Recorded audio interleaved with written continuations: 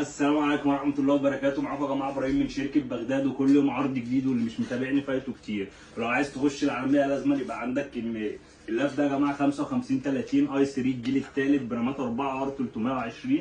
اللاب 15 و6 وفول كيبورد، وفي كل المداخل اللي انت هتحتاجها، وفي كاميرا وفي دي في دي، وفي مدخل فيجا، وفي مدخل اتش دي ام اي، وفي مدخلين يو اس بي ولا ثلاثة، وفي مدخل لان. اللاب حاجه تحفه زي ما انتم شايفين من شركه ديل.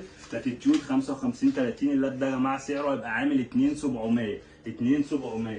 جايب لكم برده الجيل الرابع، حاجه زي 5440. اللاب ده اي 3 الجيل الرابع برامات 4 وهارد 500. اللاب ده حاجه تحفه برده يا جماعه، وسعره كويس وحالته زيرو زي ما انتم شايفين قدامكم. اللاب ده يا جماعه هيبقى عامل 3000. اي 3 الجيل الرابع برامات 4 وهارد 500 هيبقى عامل 3000 من شركه بغداد. حاجه تحفه زي ما انتم شايفين. جايب لكم برده يا جماعه الجيل الخامس، حد عايز برده يعلى شويه بالجيل. الجهاز دوت اي 3 الجيل الخامس برامات 4 وهارد 500. اللاب ده حالته كويسه جدا، واللاب الترا سليم شويه كده اهوت. اللاب دوت يا جماعه هيبقى عامل 3 ونص. اللاب فيه برده مداخل يو اس بي، بتاع 4 مداخل يو اس بي، وفي مدخل اتش دي ام اي، وفي مدخل لان. اللاب سليم وحالته كويسه جدا ب 3 ونص بس يا جماعه من شركه بغداد. اي حد عايز اي حاجه يخش يكلمني وانا عناية ليكم. والحاله زيرو زي ما انتم شايفين، وعندي منه كميات.